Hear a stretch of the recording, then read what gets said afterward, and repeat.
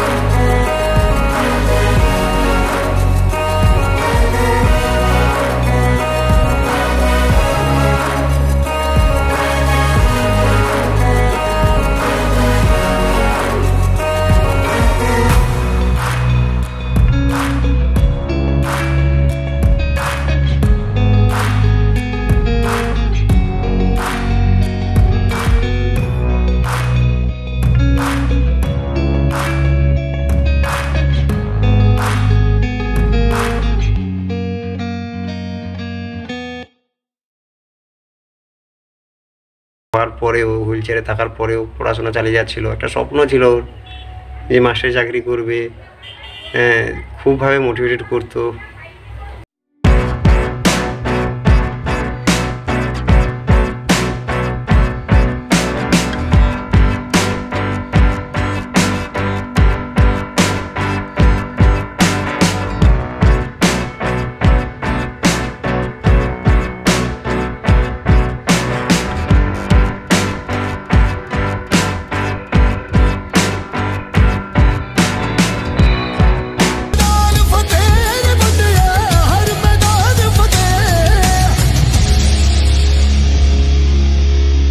ইউটিউবে ছোটোখাটো এই যে মানে পোস্টগুলো করে থাকে, ছোটোখাটো স্টোরি এগুলো বানিয়ে খুবই ভালো লাগে আর খুবই মোটিভেট করতো, আমাকে ফোন করতো। তারপরে ধীরে ধীরে আমাদের পরিচয়টা আরও বেড়ে ওঠে, সবসময় ভিডিও কল করতো, আমরা কথা বলতাম।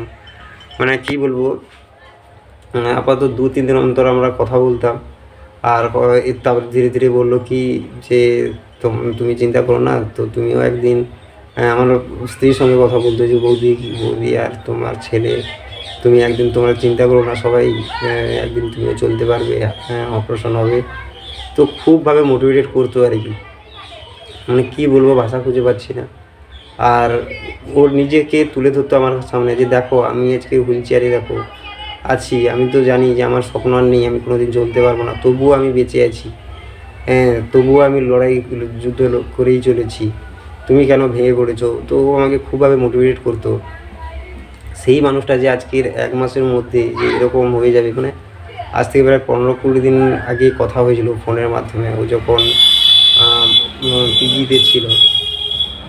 তো ওখানেই আমি ফোন করেছিলাম, অনেক দিন থেকে কল করছি, তুলছে না। তারপরে লাস্ট একদিন তুলে বলে যে শানকুমার দাদা, আমার খুবই শরীরটা খুব অসুস্থ জানো, আমি খেতে পাচ্ছি না, আমার যা খাচ্ছি তা সব উল্টি হয়ে বেরিয়ে যাচ্ছে, তো আমি খুবই অসুস্থ আছি। আমি বললাম কি ঠিক আছে, তুমি তাহলে কথা বলো না, তুমি রেখে দাও, আর যখন টাইম হবে তখন দেখে একটু কল করো সুস্থ হয়ে। বললো ঠিক আছে। তারপরে আবার কিছুদিনের পর শুনলাম কি ওখান থেকে নাকি ওরা পাচ্ছে না, বেড পাচ্ছে না পিজিতে। তো তারপরে আমি আবার কল করি ওর ফেসবুকে পোস্টগুলো দেখে। তো তারপরে ওনার দিদি ধরেছিল, তো দিদি ধরে বললো কি না আমরা বেড পাইনি। তো ওখানে কিছুদিন থাকার পর ওনারা আবার বাড়ি চলে আসে। তারপরে ওরমই ছিল। তারপরে এই আগের সপ্তাহে আমি শুনলাম ও নাকি এতে গেছে, উড়িষ্যা গেছে, অপূর্বদার কাছে উড়িষ্যা গেছে ওখানটায় ডাক্তার দেখাতে। তো তার আগের দিন আমরা কথা বললাম সবাই ওই দেবাশিসদার সম্বন্ধে। তারপর দিন সকালে যে এরকম একটা পোস্ট দেখবো, কোনো দিনই আমি ভাবিনি, মানে এরকম একটা যে খবর শুনবো আমি কোনো দিনই ভেবে উঠতে পারিনি। মানে যে মানুষটা সবার পাশে, আজকে আমার পাশে বলে আমার পাশে নয়, সব মানে যেখানে দেখেছি রাজীবের হোক বা যেখানে, মানুষটা এমন ছিল যে যেখানে যাবে সবাইকে আপন করে নেবে, যেখানেই যাবে সবার মন জয় করে নেবে। যে মুখে যা বলা হয় কাজে তা করা হয় না, অর্থাৎ আমরা মুখে অনেক কথাই বলি কিন্তু কাজের বেলায় আমাদের সেই লবডঙ্কা কিছুই করতে পারি না আমরা। কিন্তু ব্যাপার হচ্ছে কি বলুন তো, আমরা নিজেরাই আগে পরিবর্তন হই না। আমরা নিজেরাই পরিবর্তন না হয়ে যদি অন্যকে পরিবর্তন করার চেষ্টা করি, তাহলে কি অন্যরা পরিবর্তন হবে না নিজের কিছু পরিবর্তন আসবে? নিজেকে আগে পরিবর্তন করতে হবে, তবেই তো অন্যেরাও পরিবর্তন হবে এবং তোমার কাছ থেকে উপকৃত লাভ হয়ে তারা মানে নিজের জীবনটাকে পরিবর্তন করবে। এরকম একটা মানুষ ছিল, যাকে মানে কী বলবো, সত্যি কথা বলতে আজকে ভগবান আবার প্রুভ করে দিল যে যারা সবার পাশে গিয়ে দাঁড়ায়, যারা ভালো মানুষ, তাদেরকে ভগবান এরকম মানে তাদেরকে তাড়াতাড়ি ভগবান ডেকে নেয় তাদের কাছে। আজকেরও এটা প্রুভ করে দিল ভগবান। মানে কিছু বলার নেই, আর কিছু খুঁজে পাচ্ছি না। মানে কাল থেকে খবরটা শুনে একদমই আপসেট ছিলাম, একদমই। তোমরাই বলো, এরকম একটা খবর শোনার পরে মানে যে বন্ধুটার সঙ্গে সারাক্ষণ আমরা কথা বলতাম, ওর হাসি মুখটা তোমরা ভাবো, ও সব সময় স্মাইল করে থাকতো, সব সময়। কোনো সময় এরকম না যে ও হয়ে আছে, সব সময় কথা বলতো, করতো, সবসময় হাসি মুখ করে কথা বলতো। ওই দেখো আজকে আমাদের ছেড়ে, সবাইকে ছেড়ে ও একা চলে গেল। তো আমার পৃথিবীতে আপন বলতে কেউ নেই। একবার মরে দেখো, দেখবে খুব কাছের মানুষরাই খুব তাড়াতাড়ি করবে তোমাকে শ্মশান ঘাটে নিয়ে যাওয়ার জন্য। বাড়িতে ফেলেই রাখবে না তোমাকে যতটা তাড়াতাড়ি তারা নিয়ে যেতে পারবে শ্মশান ঘাটে, ততই তাদের মঙ্গল। তারা কিছুদিন হয়তো কষ্ট করবে, দুঃখ করবে, চোখের জল ফেলবে, তারপর ঠিক কিছুদিন বাদে গিয়ে আবার সেই একই রকম হয়ে যাবে। তাই পৃথিবীতে কেউ আপন নয়। তোমার বাবা মা তোমার সাথে যাবে না, তুমি মরে দেখো তোমার বাবাও যাবে না, তোমার মাও যাবে না, তোমার কেউই যাবে না, শুধু তুমিই চলে যাবে। তাই আপন বলতে কেউ নেই। আপন আমার করে কোনো লাভ নেই। আমার কিছুই নাই ভাই। এই পৃথিবীতে আমি যখন খালি হাতে এসেছিলাম, খালি হাতেই যাব। আজকে আমার বাড়ি, আমার গাড়ি, ওইসব কিছুই নয়, সব পড়ে থাকবে। এইখানকার পৃথিবীর সম্পদ পৃথিবীতেই পড়ে থাকবে, তুমি একটাও নিয়ে যেতে পারবে না। আজ যে জিনিসটা আমার, কাল সেটা অন্য কারণ, পরশু দিনকার সেটা অন্য কারণ হয়ে যাবে। তাই মন যেটা বলে সেটা করো। মন যেটা বলবে সেটা করো। তোমার কোনো কাজ করে যদি তোমার মন শান্তি পায় তাহলে সেই কাজ করো। যে কাজ করে তোমার শান্তি পাও না, অশান্তি মনে হয়, তুমি সে কাজ করবে কেন? সে কাজ ছেড়ে দাও। তোমার মনে শান্তি পাওয়া কাজগুলোই তুমি করো। মানে ওই বন্ধুবান্ধবদের সঙ্গে আর অপূর্বদার সঙ্গে যতদূর শুনে জানলাম, মানে ওনার নাকি জলটা শরীরে খাওয়া খুব কম হয়ে গেছে, লিভারটা ড্যামেজের জন্য এরকম হয়েছে। আর দেবাশিসদা খুব অল্প পরিমাণে জল খেত নাকি, তো তাই জন্য নাকি এরকম হয়েছে। আর তো আমি সেরকম কিছু বিশেষ জানি না। আমি একটাই বলবো, ঈশ্বরের কাছে প্রার্থনা করবো যে দেবাশিসদা তুমি যেখানে থাকো ভালো থেকো। আর আমি জানি তুমি যেখানেই থাকবে সেখানে সবার মন জয় করে নেবে।